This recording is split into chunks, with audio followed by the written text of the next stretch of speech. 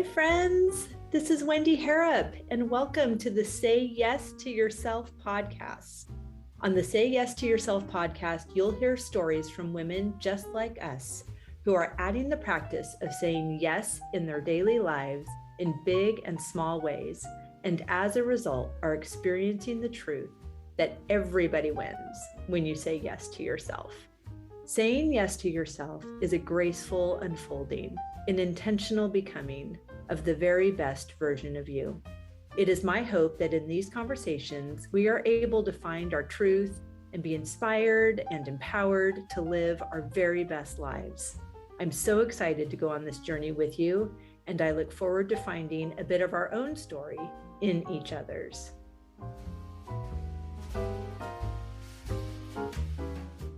Hello, friend. Welcome back to the podcast. I'm so happy to have you here. I hope you are enjoying this beginning of summer. I hope you have big plans for the holiday weekend. I am just coming back from a beautiful week in Switzerland for the wedding that we did on Lake Geneva and beautiful time with Amelia.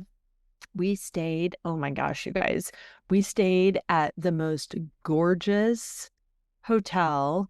It was about, I don't know, I'm going to say 15 minutes outside of Geneva, but still on the lake.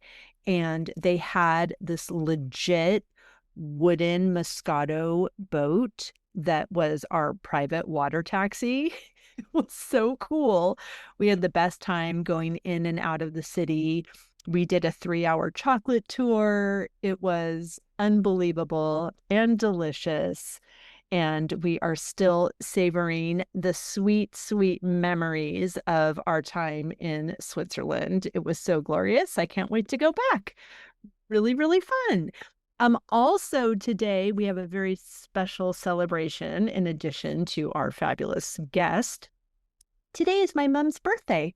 So hooray and happy birthday, Mom. Thank you for being so fabulous. It is your birthday, but we all get the gift of your beautiful presence and love in our lives. So thank you. See, now you know this is how you can tell I'm not lying. It's when I start to cry. Okay, so back to business. Today's guest is Lia Garvin. She is considered the team whisperer. She provides team leaders and business owners with simple strategies and tools to communicate better with their teams, reduce overwhelm as managers, and turn their employees into profit-generating machines. She is a 3-time best-selling author, a TEDx speaker. She is host of the top podcast, Managing Made Simple, and team operations consultants with experience leading team operations within Google, Microsoft, and Apple. She is a sought-after expert in the media, featured across Inc., Fast Company, ABC News, The Wall Street Journal, CNN Business, Forbes, U.S. News and World Report, HBR, Yahoo, and TV News. And most recently, the Say Yes to Yourself podcast. So hooray for us. We get to add our name to that wonderful, impressive list. And I hope you will thoroughly enjoy this conversation with Lia Garvin. Lia, I am so excited to have this conversation. And just to let our listeners in, I was only introduced to you a few days ago and you got right on my calendar, and here we are. And I love this is not appropriate grammar, a fellow woman of action. Yeah. So yay. Hello, Twinsy. I'm glad you're here. Yay. Well, thank you so much for inviting me. Yeah, so excited to be here. Oh, it's my pleasure. So let's see how much we have in common when I ask you. How are you saying yes to yourself in this season? Well, it's so funny you open with that, because I think saying yes is taking action and not overthinking and not waiting and just saying go. So that's been the biggest way.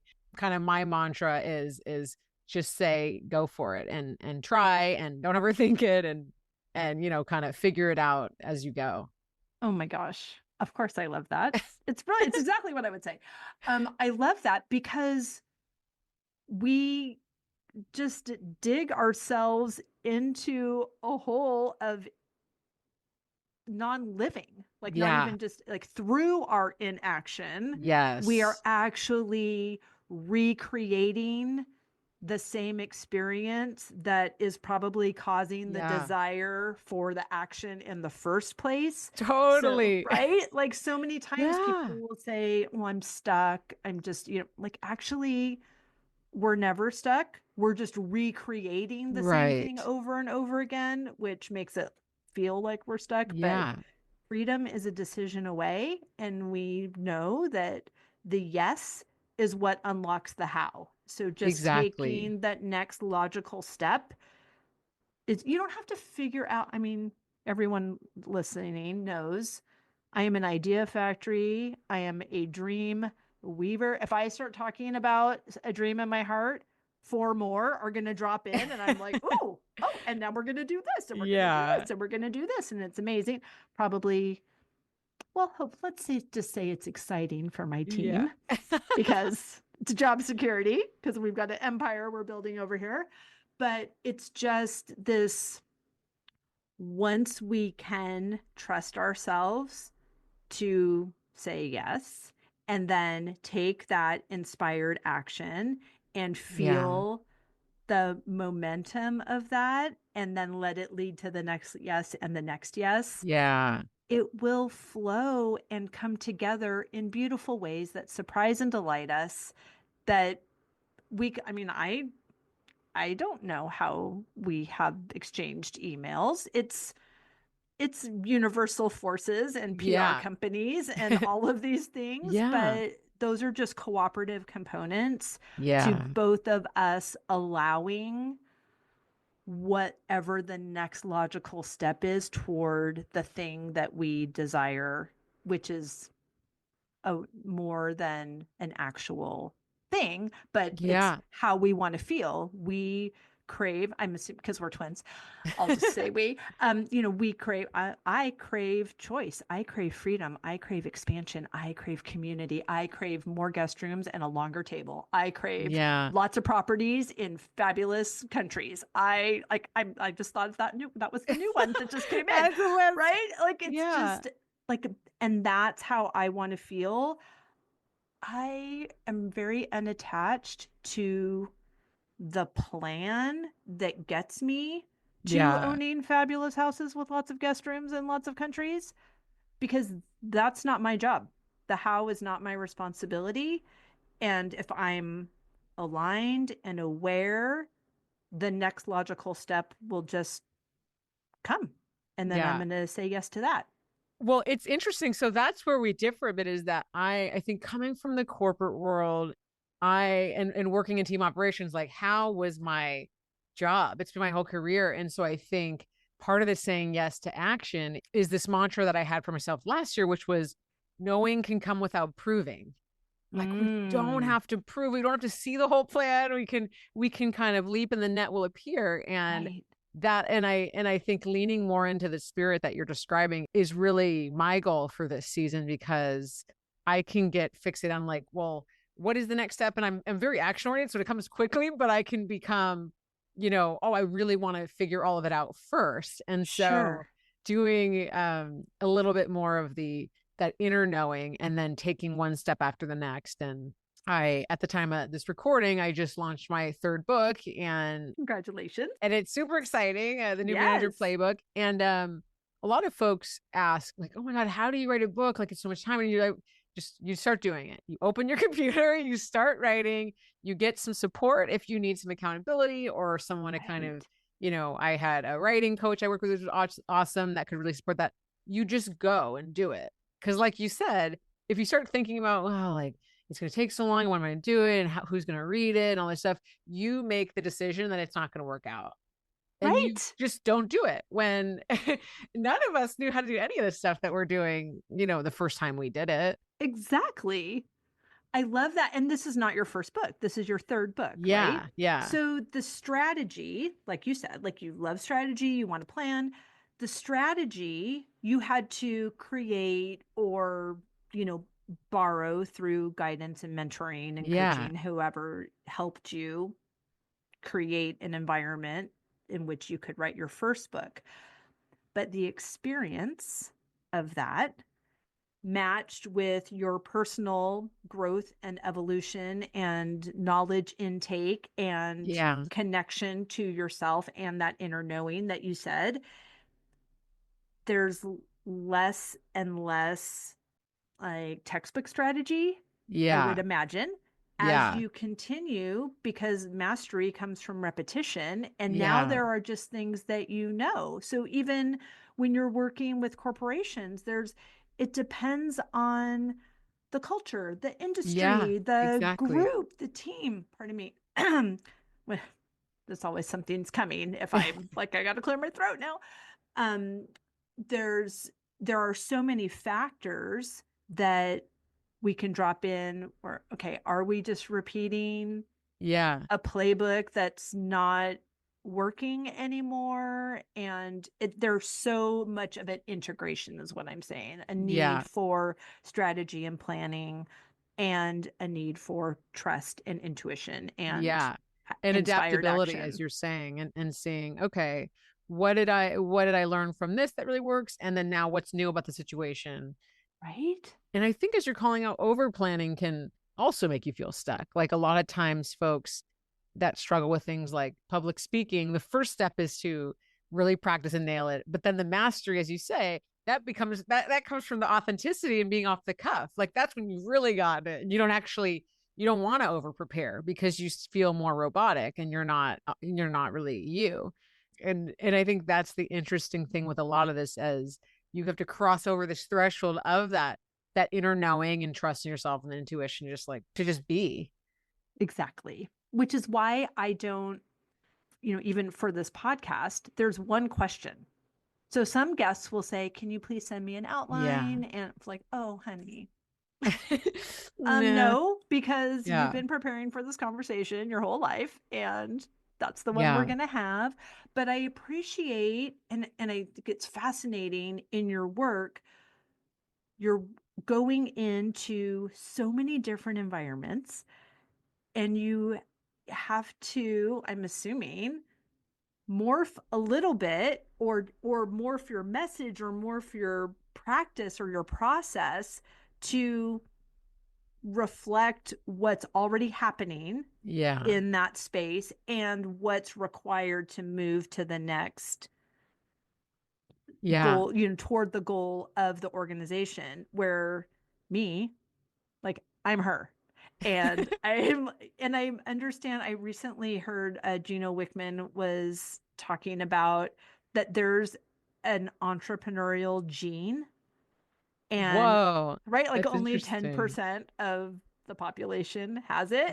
That's why we sound crazy to the majority of people. And we're like, okay, well, that's nice. You can have your crazy over there because I'm going over here and buying lots of houses with lots of guest rooms in lots of countries. So, and why I keep doing it, even when it's hard, even days I hate it, even when I get no's. And it is interesting.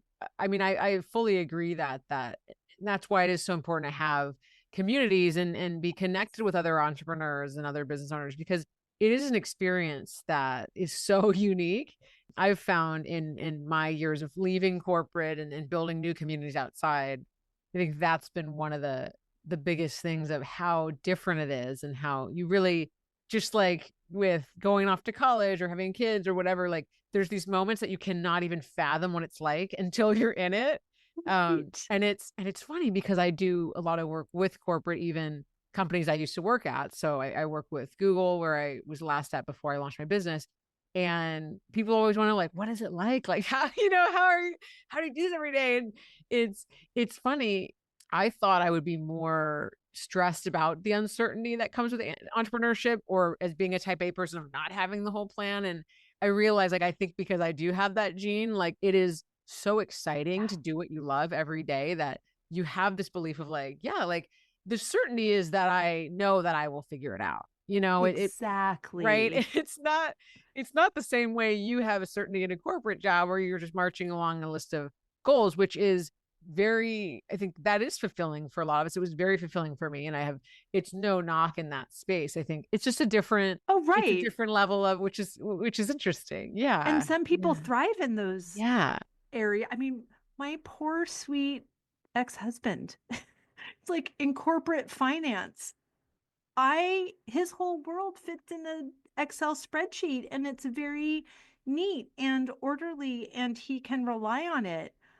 I am reckless, loose cannon compared to Yeah. that. And so, I set us both free Yeah. by No, it works. getting a divorce, but it's, like you both, it's not one is right and one is Yeah. wrong. It's Yeah. just letting everyone stay in their own lane. It's nice because Yeah.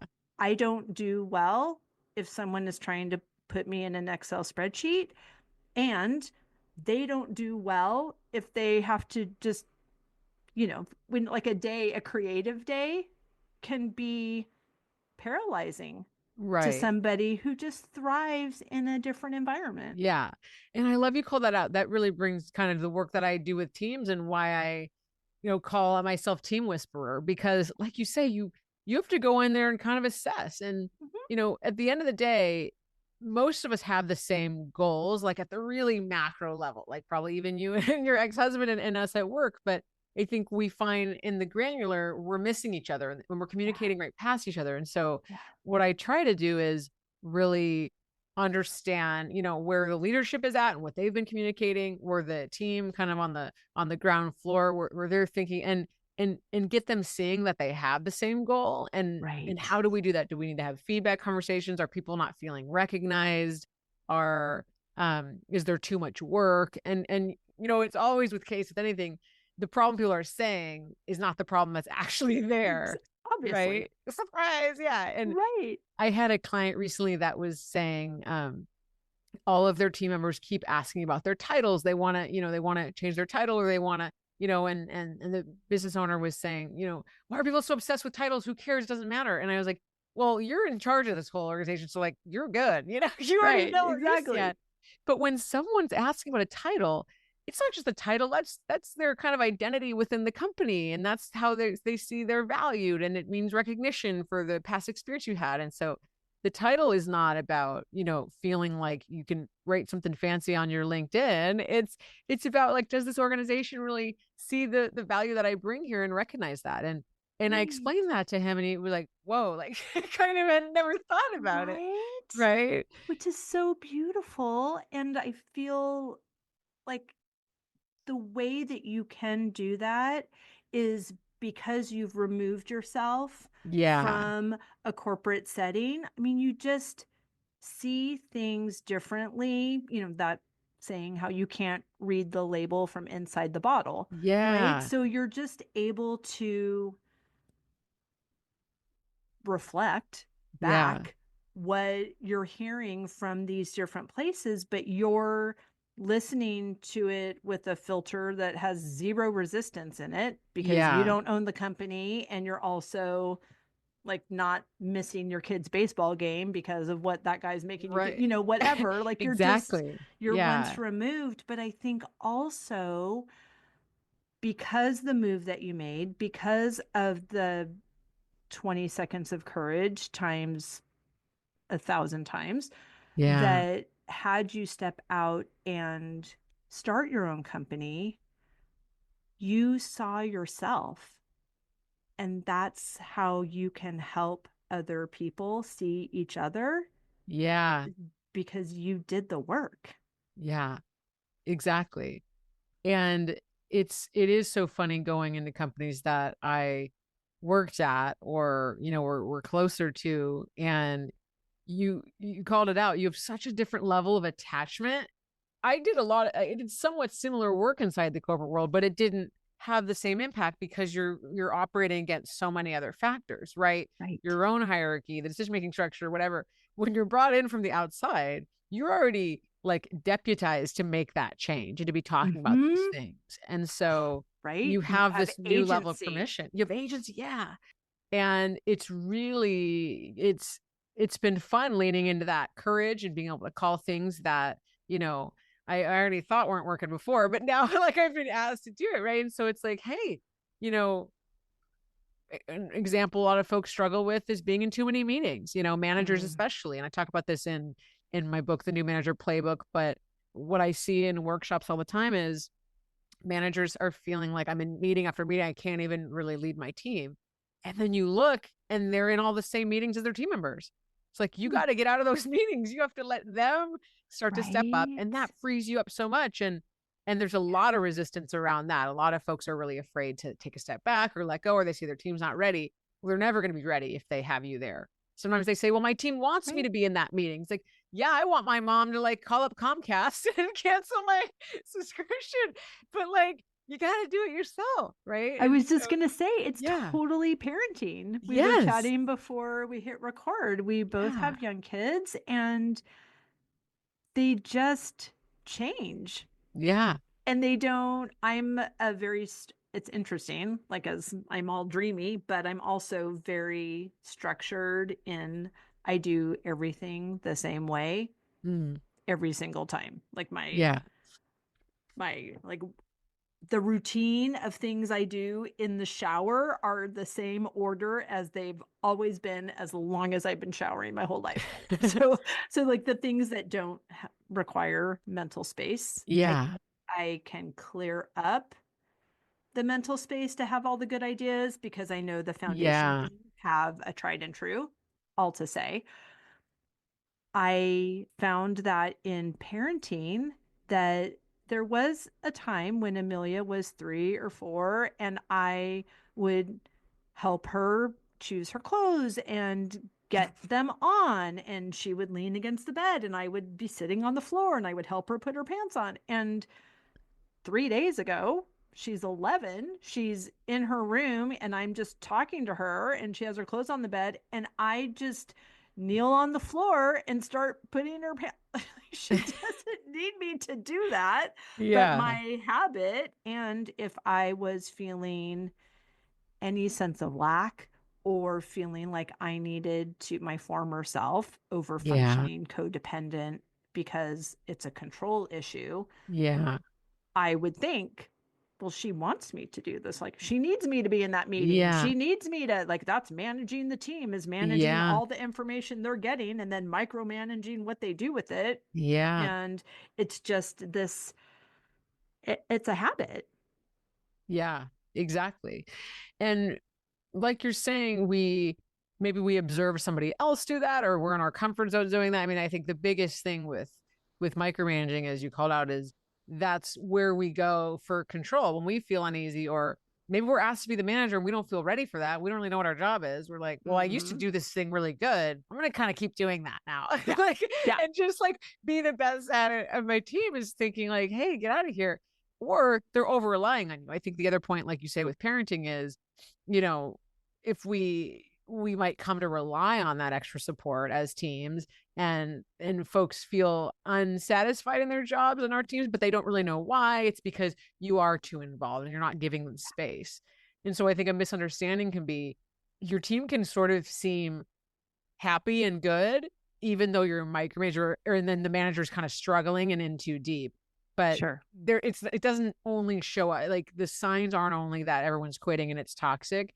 If the manager's really struggling and they're overwhelmed, they're in too many things, that's still an opportunity. And I think that's what I'm trying to really show people is you can have a really high performing team. Things can be good. You can be, and still have shifts, very simple shifts to make to be even better and kind of free up this sense of overwhelm and burnout. Like it's not all that. It doesn't have to be in this emergency zone when you want to fix it, right? Like just with parenting, you want to be always looking, okay, how can I, interact with my child or children the best way? How can I help them? Like not only when they're, in rehab or something, like exactly, like fix the situation. Like that are probably there. Go back. Right, they're probably there because of all of them over functioning I've been doing. But, how do we recognize that things could be better, recognize that we're probably a kingpin in that, and course correct? think first and foremost, with work, with life, we have to be asking for feedback and open to it. Yeah. And that's scary, right? It's vulnerable. It makes us feel like, maybe what's one more thing I'm doing wrong? We might be wrestling with our own, challenges around, just feeling like I'm giving so much, I can't hear another thing, or that we're really trying. And sometimes people give feedback that feels unfair. But I think sort of bringing the walls down first and saying, how can I show up better for you? And asking that to our teams all the time. It doesn't mean we have to take action on it. So we don't have to be afraid. I think, right? We might be afraid someone's going to say, oh my gosh, yeah, our team member goes, well, I really realize I don't like the job I'm doing. I want to have a different job and I want to be paid more. And I think, so we're like avoiding it because it's like, I can't do that. I don't want to hear any of that stuff, but we can hear feedback and then have the next thing say, okay, well, here's what I can take from that and do something about. And here's what maybe comes later, or here's actually what's really, we actually don't have that role in the company right now, but now I know that that's interesting to you and I'll look for opportunities. Like when we hear something, it doesn't mean we have to immediately run down that path. Exactly. Right. Or that the person's totally right. Someone might say, I don't like how your style is as a manager. And you might feel on the defense and under attack. And by saying, okay, well, share more about that. Are we miscommunicating? And someone might say, well, while you're trying to not micromanage, you just throw us into the fire and I don't feel set up for success. Or, or someone might probably articulate it that well. They might say, you're just throwing stuff at us and I don't know what to do. And, you might say, okay. I'm realizing, in your own reflection and the feedback, I'm trying not to micromanage and I didn't give you enough support. How would it help you to do this? Right. So even if it hurts, getting a little bit under the surface. Yeah. So I think it all starts with that question of how can I show up better for you? And doing that proactively. There was this stat from Gallup that said 40% of voluntary turnover can be prevented. Like when you do exit interviews and ask folks, hey, would you have stayed if something happened? 40% of people say yes. My manager never checked in with me. Like, yeah, if they ask, like, are you doing okay? And so we wait for someone to say like, hey, warning, I'm going to quit.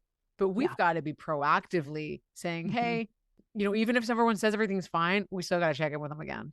Because it's like something can change a day later, or a week later, a month later. We answer fine to the majority of questions asked to us as well, which are not fine.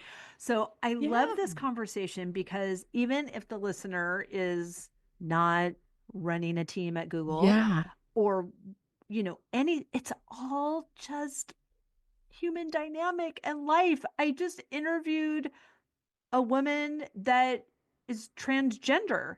And everything she was saying about the conversations that she had as she came out and as she transitioned into a woman and all these things. And all I kept thinking was, that sounds exactly like the lead up to my conversation to end my marriage. That sounds exactly like someone who is ready to, leave their job, or they think it's too late to follow a dream that's in their heart, or it's just, it's all the same. It's all the same. We need to communicate, but to communicate with curiosity. And it doesn't mean that if that person is mad that they're right. Exactly. It just, maybe it even sounds they're less passionate about their opinion once they say it out loud to you. Totally. Because they're like, oh, actually, you're not a jerk. So, right. Or that follow-up question shows them, they might say, well, you never asked me how I'm doing. I don't even know how I stand. And you're like, gosh, in my career, I always had managers that were like, no news is good news. I didn't realize that's how I was doing. I'm so sorry. What if you said that? Like now you're like, now I love this marriage. Exactly. Right. Like I'm never leaving. Yeah. Exactly. And that's that's just what vulnerability plus words literally plus personal alignment does. And being open, right? Yes, because you can have certainty about what you want, and it can be motivated by your focus on what you don't have right now. And so, you can say, I want better conditions. but it's because I'm focusing on these present conditions that I am not happy with. Yeah. That's a completely different conversation than the person who is in tune with themselves that can say, hey, thanks for asking. I Yes. actually thrive in an environment that feels more collaborative. I I love that you don't stand over my shoulder, but I like to be acknowledged that my Yeah. contribution means something. Yeah.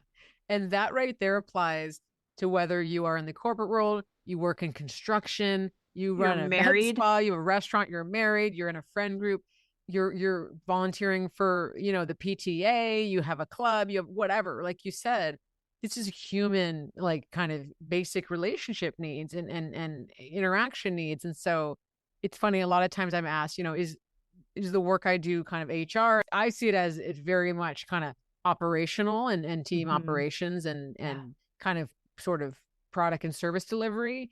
Just because it's about people doesn't mean it's only one line of like kind of focus. Like this is about getting our work done better, but everybody you can only get your work done when you're seen as a human and you're supported, right? Exactly. And so, no, it's not. I don't have an HR background. I have a background in being on teams and saying like, why this feels harder than it needs to. You know what I mean? Like Exactly. why do we're in these companies that, they hire, it's so hard to get a job in some of these places. They hire the people that have the best credentials and then they show up here and why aren't they agreeing? Like, what is this? And it's Right. Like we're all because really smart. Why is this happening? we should have this figured out because this person thinks the other person wants this and they didn't hear this and the decisions aren't communicated and all these problems show up in any environment. Right. I mean, if you have these courageous conversations at work, your marriage will 100% Yeah, improve. Because exactly. I don't know if you found this through podcasting, but I'm a better communicator because now every conversation I have, I feel like it's an interview. Yeah. Not that I'm controlling the situation. It's like I have so much curiosity, and I also love the leading question of how are you saying yes to yourself in this season, because Yeah. it's transformed. When I used to meet someone, I'd be like, oh, well, what do you do? Yeah. Or, if we're at the dog park, obviously, like you have a dog. If we're Yeah. in school pick, like I use my On a surface level, right? clues, Yeah. right? But I try to have whatever the normal conversation, do you have plans for New Year's, whatever. But now I can ask this question that requires reflection. They can decide, oh, I said yes to myself by choosing these shoes. And I say, Queen, tell Love me it. all Yeah. about it. And then we have a whole shoe conversation. And it's just Yeah. fun. And there's presence. There's Yeah. presence. Yeah. I love that kind of thinking about, I think one thing folks can, I know I used to get really stuck if I'm going to meet new people or in, networking event. I love that idea of having sort of this kind of conversation starter idea. I'm going to use that because Yes. yeah. And it's something that you immediately can find a connection, like you said, right? Like what in their story can you relate to? I know you say that often. And so, yeah, And I there's love no that. posturing. Right. There's Yeah. no like, oh, well, how long have you been at Google? Or what Yeah. campus are you on? Or Yeah. whatever. Did you make it Right. into that Apple spaceship build? Like Yeah. whatever. I moved from Right. there. So Yeah. that's just a different world. But I do love, and you can ask the same question to whoever you're sitting next to on the airplane. And Yeah.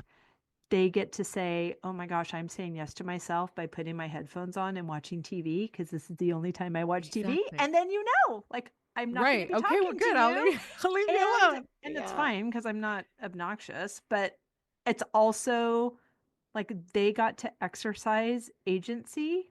Yeah. And I get to exercise, like I can ask a great question and still not talk to you this whole time either. But I would like to Yeah. acknowledge existence. Yeah. We're sharing pretty intimate space Yeah. right here. And I see you and you're a person and me too. And that's it. Yeah. Yeah. Okay. So what are you what are you loving right now? What projects so the book is behind you. You're super famous. You're doing all these fabulous things, ruling the world and doing it beautifully. Like Yeah. what feels like the next logical step? Or is there something growing in your heart? Are you exhaling? Tell me all the things. I would say I'm, in this action mode, I'm really in kind of this expansion space. And I think my goal is to build 1 million better managers. And this million Oh, manager I love project, yeah, is this passion of mine of, if we spend so much time at work, I think a manager maybe has an average of like 3 to 10 employees. If 1 million, let's say, okay, on average 4 or 5, if we had 1 million better managers that weren't, struggling with it or micromanaging or not giving feedback or not making you feel recognized, that's like 3 to 10 million employees that feel a better experience. And then they go on to interacting better. Like you said, work translates to home with their friends and families. And so I really am on this mission to transform middle management, really, because I think it's gotten such a bad reputation because everyone knows people don't leave companies, they leave managers, or we've all had a bad manager. And often it's that person wasn't set up for success, right? Right. They were dropped into it because they were great at their job and they weren't given tools. And so I think, Right. I see a lot of, often there's headlines, this company abolished middle managers and it never works out. And it's like, just getting rid of the manager, actually, that's not the problem. It's that person wasn't set up for success. So how can we invest energy? So my big mission, of this season and going forward is to really equip at least 1 million managers with the book, with the tools, with feeling supported, so that we can just kind of transform this real sense of kind of disengagement in the workforce. Sure. Like, the Great Resignation is they're saying it's kind of coming back. There's quiet quitting, there's disengagement, a lot of, just people feeling not really motivated and excited about their work, but we have to do it. And so like, how do we fix that? And that's really what I'm passionate about. Oh my gosh, it's amazing. And I love the alliteration. I love all the M's. We have to think of an M word that fits the description of better. So you can just have your million manager mission. I love it. And I feel like it's so much of a question of engagement, and engagement, of course, is easier when you feel safe and when you feel equipped and when you feel confident. And those are all inside jobs. Yeah. Right. Exactly. So like, I can only feel confident if I feel confident. Yeah. Like, there's no like, you can't you can tell me how confident I should be, but it comes on the other side of courage. Right. And of doing action before the confidence. And so that's why with the new Manager Playbook, I made it very specifically about tools and exercise and strategies. Cause it's like a lot of stuff, kind of like workbooks and leadership books, are very theoretical. And you read it and you're really empowered. And then you're like, well, what the hell am I supposed to do? Like, how do I do that? Or how does one lean in? And how do I do that if I'm an Enneagram 2 compared to an Enneagram 9, or my human design is a manifesting generator, whatever. Like, so how do and it can feel motivating without the practical aspect. And so I wanted to make it super practical so that you can say, okay, if I, use this framework to give feedback, or really set an intention about managing, or try these things to build trust, and put all these tools together, I will be so much more set up for success than if I didn't. Right. So all that I do, whether it's the book or workshops with teams or trainings or talks, I really make it practical and actionable so that people feel inspired, but they can like start to implement right away. Oh, it's beautiful. And it's obviously incredibly curated based on each individual environment and culture. Yeah. But I imagine when you're writing a book, you can't be that nuanced, or it will be 47 editions or volumes. For It's this like now situation. the Encyclopedia Britannica. So are there some, not one size fits all, of course, but do you have a couple of favorite techniques that when you're at a cocktail party and someone realizes that they're talking to this person who's written all these books and they say, oh my gosh, help me. Do you have something just in your back pocket that you say, this is a great place to start? Ooh, I love that question. I think sort of what we talked about, I think first and foremost, it's recognizing our goals and our team goals are a lot more similar than we might think.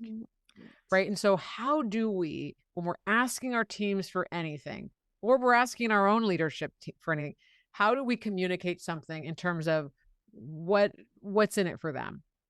Exactly. Like, right. People are always, even if you care about saving the world, there is something, then that is your mission. So that's in it for you. So it's not like it's just self-serving, but people want to know, how does this impact me and the things that I care about or want for myself. Right. And so I think the biggest thing to drive alignment and connection on a team, even having those feedback conversations, is thinking, okay, how do I get this person to see how it is about them? And it's not just like, I'm just asking you because I said so.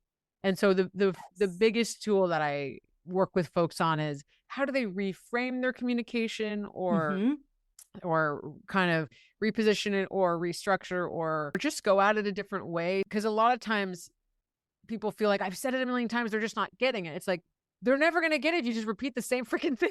Like, exactly. You gotta say something else. Right? Like that elicits buy-in. Yeah. Right. So even you saying about your mission and about how, and even the math of it, if there's a million managers and they've got 4 to 5 people on their team, and then the ripple effects and the ripple effects, like, I'm in. Yeah. Like because we want impact, we want legacy. And if we're not Tom inventing Tom's shoes or whatever, we think all the legacy roles have been taken. Like, I think we just all want to be a part of something that's bigger. Yeah. That's for good, and feeling connected to a mission, not because you read it, but because of how this person articulated it. Like, you're Jerry Maguire. Like, who's with me? You're like, right? Exactly. And you called out one more thing that I think is another tip that I love to impart on people is sometimes we can feel like, well, if we're not saving the world or ending world hunger or doing this mission driven work, then it doesn't have impact. And what people want to see, and you said it, is that they have impact. And so when you say as a leader, hey, your role in answering the call center phone calls or doing the admin or packaging up our products or whatever, like, let's say kind of something that people can feel, or if you work in a gym and you're cleaning off the equipment and like kind of doing that, whatever role it is, folding pants at Macy's, one of my podcast guests have talked about. This is why that's important. If we work in a gym and people walk into the space and it's a mess and all the machines have like sweat drops all over, that's the first thing they're going to say. They're going to walk out and go on Yelp right now and just trash it.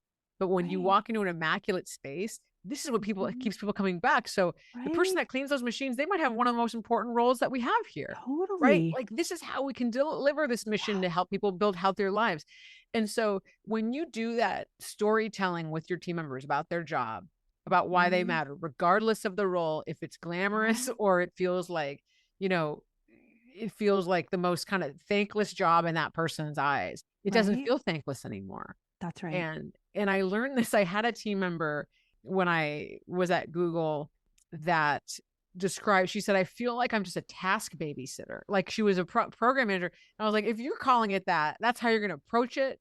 Everyone's going to look at you that way. I was like, get rid of that immediately. Like, if you're going like, here I am with the task, like, did you finish your homework? No. Like, leave it. I said, you're not a task babysitter. You're connecting the dots between this team and that, and you're making sure things are done on time, people are clear. And her eyes lit up because you're air traffic control. Yeah. Like, this whole thing crashes. Yeah. If you don't come to work. Exactly. So please show up. Yeah. And I think we've got to, but we've talked about this already. If we're not proactively checking with our team members, And we're not saying like, hey, like, you know, how are you doing? Or how's the work going? Or what's something that would make this better? Or what's something that's frustrating you this week? You would never know that's how that person felt about it. Right. She kind of resigned to the fact that like, yeah, I'm just this task babysitter and my job sucks and whatever. And it was like, but now once we had that conversation, she started approaching her job from such a different lens. Right. And it's because I helped her see the real value and impact in it. And she had a choice in that moment. Like I'm either eliciting buy-in or giving you validation that it's time to complete. Yeah.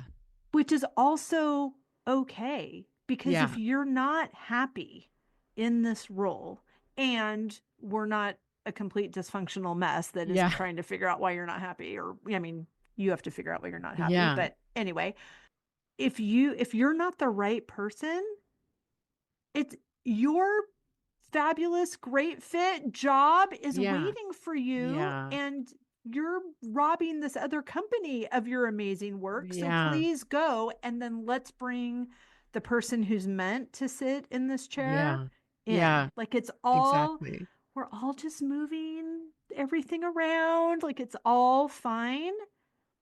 But there's courage in that as well. Absolutely.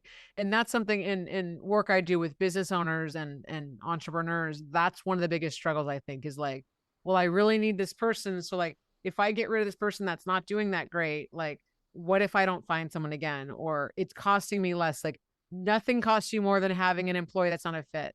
Nothing. 100%. It's like my struggle. I literally, I could talk about that for hours, or just say that. Like, there is the cost of someone that's not able to do their best, and the potential that you have for having someone really elevate and accelerate your business, it's not worth it. And so a lot of times folks will reach out and say, hey, I have this team member, they're not working out really well. How do I give them that feedback? And I'll say, well, you know, there's also giving feedback and assessing, like if they're not, or they say they're really not a fit. And I'm like, well, definitely give them feedback and try, but also think about what's your plan of having someone else.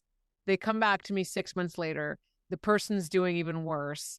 They're like, now they've lost 6 months of productivity and they still aren't ready to make a move. Like you mentioned it before, that's a choice, and it's not serving you well. Right. And like they told you it is not a fit. Yeah. Okay. That's right. And go in peace. Like there is no other conversation. No, literally. You may feel free to reapply when you feel like this is a fit. But this isn't even, I think there's so much fear in the unknown. And, you know, like, let me just stay in this awful, I can't even like let the words come out of my body because it doesn't feel good. And I recognize that that's the space that a lot of people are living in, and that they feel like they don't have a choice. And when you can wake up to that truth, I mean, a belief is just a thought you keep thinking. So if you just change that thought system until you believe that you do have agency, and that you can move, like you get to be, do, and have anything you desire. And it's not gonna, like, those conditions are not conducive to your growth, the company's growth. It's always a double blessing. Exactly.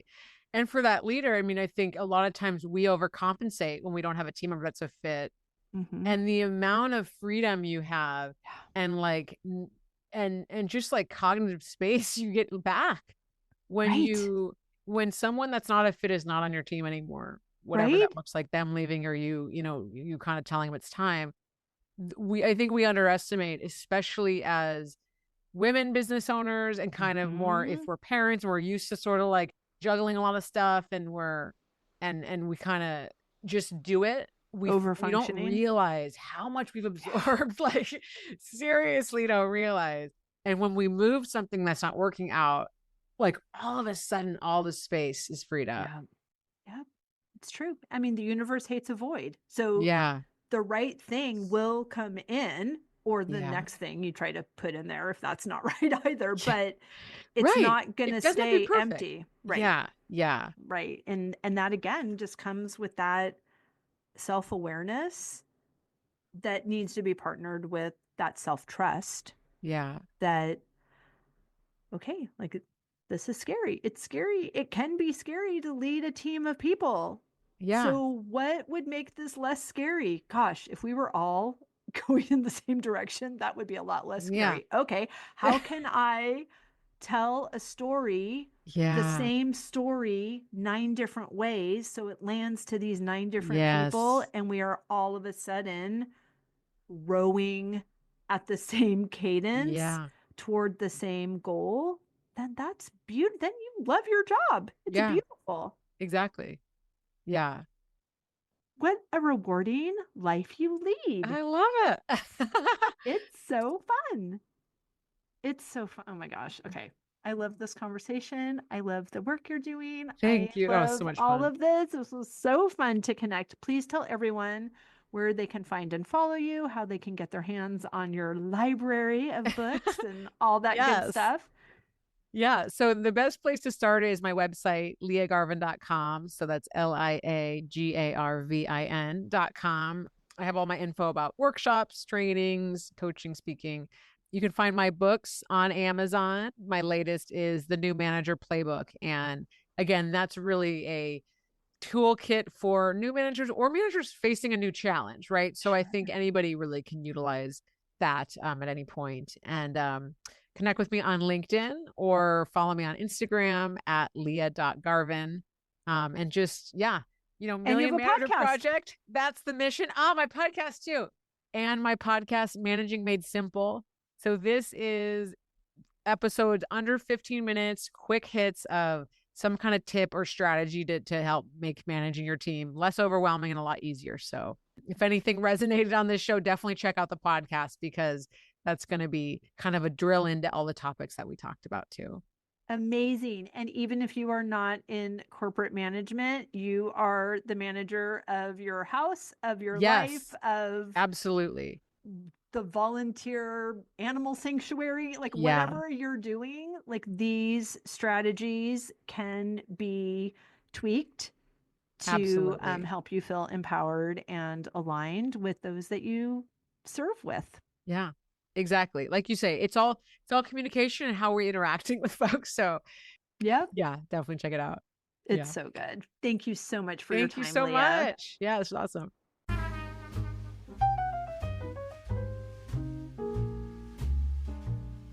I hope you enjoyed that conversation as much as I did.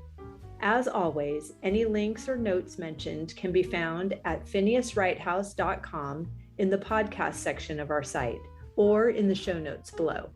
And if you haven't connected with me personally, come find me on Instagram at Phineas Wrighthouse and let me know you listened to this episode. I'd love to get to know you. Thank you for sharing this time with me. I know your days are full, and I'm really grateful that you chose to spend some of your precious time right here. Be sure to subscribe to the podcast so you don't miss any of these delightful conversations. I'll see you next week.